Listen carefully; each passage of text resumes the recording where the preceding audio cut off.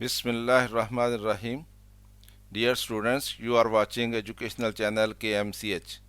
I am Khalid Mahmood from KMCH Physics Academy. Our subject is Physics of class ninth. We are solving its examples. Today we have to solve example number 3.8 of unit number 3. Unit number 3 is dynamics.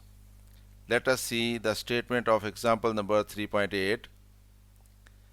A stone of mass 100 gram, एक stone है उसका mass 100 gram है, is attached to a string, उसको एक string के साथ attach किया गया है, बांधा गया है, 1 मीटर लॉन्ग, जिसकी लेंथ जो है वो 1 मीटर है। The stone is rotating in a circle, उस स्टोन को सर्कल में घुमाया जा रहा है उस स्ट्रिंग के साथ जो बंधा हुआ है, with the speed of 5 metre per second, और उसकी स्पीड जो है 5 मीटर पर सेकंड है। Find the tension in the string, string में हमने टेंशन मालूम करनी है।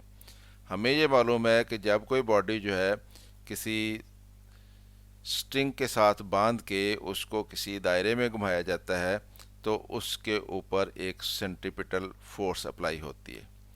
वो सेंट्रीपिटल फोर्स अप्लाई होती है तो उसके अपोजिट फिर उस स्ट्रिंग में टेंशन भी पैदा होती है। तो जितनी सेंट्रीपिटल फोर्स होगी उतनी ही उसमें टेंशन होगी। तो ये हमने मालूम करना है। मास ऑफ द स्टोन, इसको m रखेंगे, ये 100 ग्राम है, इसके केजी बनाएंगे, किलोग्राम बनाएंगे, इसको 1000 पे डिवाइड करेंगे तो 0.1 केजी बन जाएंगे। स्पीड ऑफ द स्टोन, उसको v रखेंगे, इज इक्वल टू वो 5 मीटर पर सेकंड है। और रेडियस ऑफ द सर्कल, यानी जिस दायरे में घूम रही है, क्योंकि स्ट्रिंग जो है उसकी लेंथ 1 मीटर है तो इसलिए 1 मीटर के रेडियस में वो स्टोन घूमेगा, तो r is equal to 1 metre हो जाएगा। टेंशन इन द स्ट्रिंग जो है वो T is equal to F C होनी है, यानी सेंट्रीपिटल फोर्स के बराबर होनी है। The tension T in the string provides the necessary centripetal force which is given by.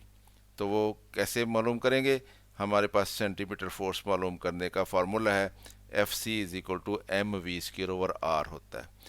यहाँ पे m जो है वो मास होता है बॉडी का, v उसकी स्पीड होती है, और r जो है वो रेडियस होता है जिस दायरे में वो घूम रही होती है।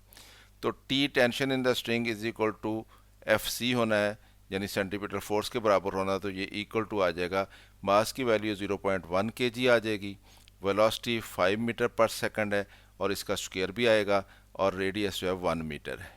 तो T इज इक्वल टू आ जाएगा 0.1 kg, 5 का स्क्वायर करेंगे 25 आ जाएगा, m का भी स्क्वायर हो जाएगा, s की पावर -1 है, ये s की पावर -2 हो जाएगी स्क्वायर होके, ओवर 1 मीटर हमारे पास आ जाएगा। तो ये मीटर जो है वो 1 मीटर के साथ यहाँ से कैंसिल हो जाएगा और नीचे 1 होगा, 1 लिखने की हमें फिर ज़रूरत नहीं है, तो ये हमारे पास आ जाएगा 0.1 kg into 25 metre per second square. तो ये 0.1 जब 25 से मल्टीप्लाई होगा तो ये 2.5 बन जाएगा, और यूनिट आ जाएगा kilogram metre per second square. Kilogram metre per second square जो है ये न्यूटन होता है, तो इसलिए 2.5 न्यूटन आ जाएगा। तो टेंशन हमारे पास आ गई 2.5 न्यूटन, इसका मतलब वो स्ट्रिंग जो है उसमें जो टेंशन होगी वो 2.5 न्यूटन होगी। Thus the tension in the string will be equal to 2.5 newton. तो इस तरह से स्टूडेंट्स हमने इस क्वेश्चन को सॉल्व कर लिया, इसको समझ लिया। ख़ुद भी देखें, दोस्तों के साथ शेयर भी करें ताकि वो भी फ़ायदा उठाएं। वीडियो पसंद आए तो इसको लाइक कर लिया करें।